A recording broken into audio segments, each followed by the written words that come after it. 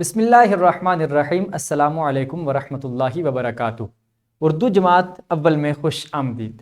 عزیز طلباء طالبات، آج ہم سبق نمبر 1.5 کو پڑھنے جا رہے ہیں اور اس سبق کے حصہ نمبر 1 کو آج ہم پڑھیں گے اور اس کو ڈسکس کریں گے اور اس کے بارے میں گفتگو کریں گے۔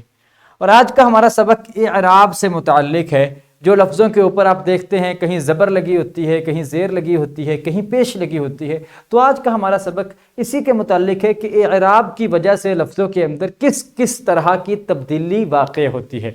تو پیارے بچوں، ایسے لوز ہیں، حاصلات تعلم ہیں، حرکات کی علامت زبر، زیر، پیش، تنوین، مد، شد وغیرہ کے درمیان امتیاز کر سکیں، یعنی فرق کر سکیں، حرکات کی تبدیلی سے الفاظ کو درست تلفظ سے پڑھ سکیں، یہ ہمارے ایسے لوز ہیں۔ لیکن آج کے سبق میں ہم صرف زبر اور زیر کے بارے میں بات کریں گے، باقی حرکات کے حوالے سے ہم اگلے لیکچر میں جو ہے وہ تفصیل سے گفتگو کریں گے۔ تو آغاز کرتے ہیں اپنے آج کے لیکچر کا۔ آج ہم زبر اور زیر کے بارے میں پڑھیں گے۔ جی تو پیارے بچوں، یہ جو لفظ کے اوپر آپ حرکت دیکھتے ہیں اسے زبر کہتے ہیں، اگر یہ لفظ کے نیچے ہو تو اسے زیر کہتے ہیں۔ یعنی اگر ترچھی لکیر، یہ ترچھی لکیر کسی لفظ کے اوپر ہو تو یہ زبر ہے، لیکن اگر یہی ترچھی لکیر کسی لفظ کے نیچے ہو تو یہ زیر ہے۔ لائن سیدھی ہوتی ہے، سیدھی لائن ہوتی ہے، لیکن اگر اسے تھوڑا ترچھا کر دیں، تھوڑی چھوٹی کر دیں تو یہ زبر اور زیر بن جاتی ہے۔ فرق کیا ہے؟ زبر لفظ کے اوپر ہے اور زیر لفظ کے نیچے ہے۔ اب آپ یہاں پہ دیکھیے، یہاں پہ 2 زبر ہیں لفظ پہ علم، اور یہاں پہ سر 1 زبر ہے، ذرا میں 2 زبر ہے، ایک یہ زال پہ اور ایک را پہ، ذرہ یہاں پہ 1 زبر ہے اور 1 زبر یہ ہے، پل یہ زبر ہے۔ ساری آپ دیکھ سکتے ہیں کہ لفظوں کے اوپر ہیں۔ اب اگر زیر کی بات کریں تو زیر ترچھی لائن تو ہوتی ہے لیکن وہ لفظ کے نیچے ہوتی ہے، جیسے علم، علم کے نیچے زیر ہے۔ اسی طرح سے گر، گر کے نیچے بھی زیر ہے۔ تو پیارے بچوں، ہم نے اس ایکٹیویٹی سے جانا کہ زبر ترچھی لکیر ہوتی ہے لیکن وہ ہوتی لفظ کے اوپر ہے، اور زیر بھی ترچھی لکیر ہوتی ہے لیکن وہ لفظ کے نیچے ہوتی ہے۔ پیارے بچوں، اب ہم مزید پڑھتے ہیں۔ حرف پر زبر، زیر، پیش وغیرہ لگانے کو اعراب کہتے ہیں۔ کسی حرف کے اوپر زبر لگ جائے تو اسے اعراب کہتے ہیں، زیر لگ جائے اسے بھی اعراب کہتے ہیں، پیش لگ جائے اسے بھی اعراب کہتے ہیں۔ مثال کے طور پہ ہمارے پاس یہ حرف ہے ایک قاف، اس کے نیچے زیر لگائی، اب یہ اعراب بن گیا۔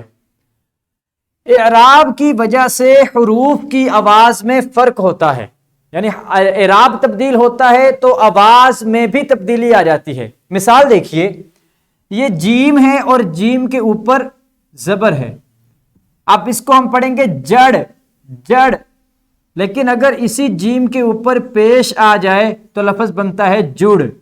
دیکھیں، پہلے جڑ اور پھر جڑ، ان کی آواز میں تبدیلی آ گئی، فرق آ گیا، تو گویا ہم نے یہ سمجھا کہ جب لفظ پہ اعراب بدلتا ہے تو اس کی آواز میں بھی فرق آ جاتا ہے، تبدیلی آ جاتی ہے۔ یہ جو آواز کا فرق ہے یہ کس وجہ سے ہے؟ اعراب کی وجہ سے۔ زبر، زیر اور پیش کو حرکت کہتے ہیں۔ جس حرف پر حرکت ہو اسے متحرک کہتے ہیں، یعنی یہ لفظ متحرک ہے کیونکہ اس پر حرکت ہے۔ اور حرکت کہتے کسے ہیں؟ زبر کو، زیر کو اور پیش کو، ان تینوں کو حرکت کہتے ہیں۔ جی تو پیارے بچوں، اب ہم دیکھتے ہیں مثال۔ یہاں لفظ ہے کرم، کاف کے اوپر زبر اور را کے اوپر زبر۔ اس لفظ میں کاف اور را متحرک ہیں کیونکہ ہم نے پڑھا کہ جس لفظ پر حرکت ہو اسے متحرک کہتے ہیں، جبکہ میم جو ہے یہ متحرک نہیں ہے۔ اسی طرح سے ہم ایک اور لفظ دیکھتے ہیں، عصر۔ یہاں پہ کون سا حصہ متحرک ہے آپ بچے بتائیے؟ عین۔ اس لفظ میں عین جو ہے وہ متحرک ہے۔ اسی طرح سے فجر، یہاں پہ کیا متحرک ہے؟ اس کا فا متحرک ہے۔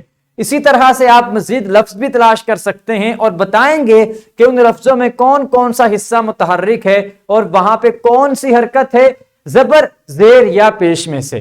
آج ہم دو حرکات پڑھیں گے، ایک زبر کو اور دوسرا زیر کو۔ آپ دیکھیے اپنی کتاب میں، آپ کے سبق کا نام ہے 1.5 کا اعراب۔ کسی لفظ کو صحیح پڑھنے کے لیے اعراب ضروری ہے۔ اعراب کا مطلب ہے زیر، زبر اور پیش لگانا۔ اعراب کا مطلب کیا ہے؟ زیر، زبر اور پیش لگانا۔ اور زیر، زبر اور پیش کو کیا کہتے ہیں؟ حرکت۔ زیر، زبر اور پیش کو کیا کہتے ہیں؟ حرکت۔ اور کسی لفظ کے اوپر زیر، زبر یا پیش لگ جائے اس لفظ کو کیا کہتے ہیں؟ متحرک۔ جی تو پیارے بچوں، اعراب کے بدلنے سے الفاظ کی آواز تبدیل ہو جاتی ہے، جیسے گن سے گن۔ یہاں کیا تبدیلی ہوئی؟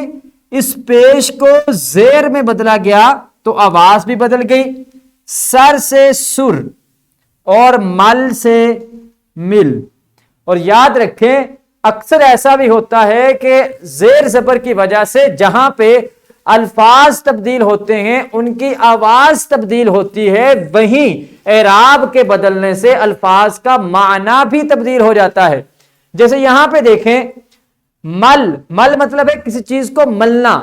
جیسے کہتے ہیں اچھی طرح سے مل کے اپنے ہاتھ دھونے چاہیے، ملنا، اچھی طرح سے دھونا۔ جبکہ مل، مل کا مطلب ہے کسی چیز کے ساتھ ملنا، شامل ہونا۔ اب دیکھیں یہاں پہ کیا لفظ ہے کہ زبر اور زیر کی وجہ سے لفظوں میں تبدیلی واقع ہو گئی۔ اور کیا آپ جانتے ہیں زبر، زیر اور پیش کو حرکت کہتے ہیں؟ جس حرف پر یہ حرکت ہو اس حرف کو متحرک کہا جاتا ہے، جو کہ میں نے پہلے ہی اوپر لکھ کے بھی اور پچھلے لیکچر لیسن میں بھی آپ کے ساتھ اس کو واضح کر دیا ہے۔ زبر کیا ہے؟ الف کی آدھی آواز کو زبر کہتے ہیں۔ یہ دیکھیں ترچھی لائن ہے لیکن لفظ کے اوپر ہے۔ الف کی آدھی آواز کو زبر، اور زبر حرف کے اوپر ترچھی لکیر کی صورت میں لکھی جاتی ہے، حرف کے اوپر ہوتی ہے اور اس طرح سے ترچھی لکیر ہوتی ہے جو حرف کے اوپر لگتی ہے۔ مثال کے طور پر نل، یہاں زبر ہے یہ والی، بل، بن، کب، رس اور کم۔ زبر ترچھی لکیر ہے اور حرف کے اوپر لکھی جاتی ہے۔ اسی طرح سے زیر ترچھی لائن ہے، لفظ کے نیچے لکھی جاتی ہے۔ یا کی آدھی آواز کو زیر کہتے ہیں اور یہ زیر کی علامت ہے جو لفظ کے نیچے لکھی ہوئی ہے۔ زیر حرف کے نیچے ترچھی لکیر کی صورت میں لکھی جاتی ہے۔ مثال کے طور پر تل، مل، بل، گر، ہل، زد اور علم۔ یہ ساری زیریں ہیں جو الفاظ کے نیچے نظر آ رہی ہیں۔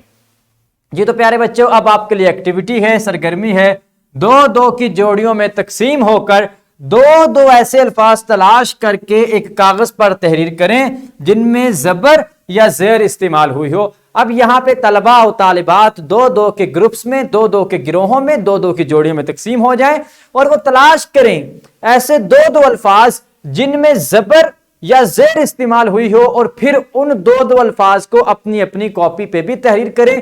یہاں پہ میں گزارش کروں گا اساتذہ کرام سے کہ ویڈیو کو سٹاپ کریں اور طلباء و طالبات سے کمرہ جماعت میں اس ایکٹیویٹی کو مکمل کروائیں۔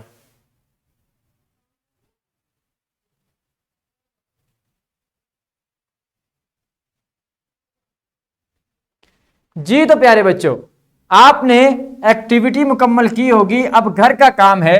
گھر کا کام یہ ہے کہ والدین کے ساتھ مل کر گھر کی کوئی سی ایسی 5 چیزوں کے نام لکھیں جن میں زبر یا زیر استعمال ہوئی ہو۔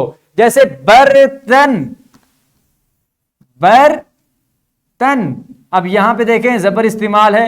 اسی طرح سے جن میں زیر استعمال ہوئی ہو وہ الفاظ بھی آپ نے تلاش کرنے ہیں اور انہیں بھی لکھنا ہے۔ جیسے کرسی، یہاں پہ زیر استعمال ہوئی ہے۔ اس طرح سے آپ 5 چیزوں کے نام لکھیں گے اور والدین کی مدد سے وہ لکھ کے اگلے دن اساتذہ کرام کو چیک کروائیں گے اور ان سے شاباشی بھی وصول کریں گے۔ پیارے بچوں، آج ہم نے زبر اور زیر کی آواز کے بارے میں پڑھا۔ ہم نے جانا کہ زبر، زیر اور پیش کو اعراب کہتے ہیں، انہیں حرکت کہتے ہیں، اور جس لفظ پہ زبر، زیر اور پیش لگی ہو اس لفظ کو متحرک کہتے ہیں۔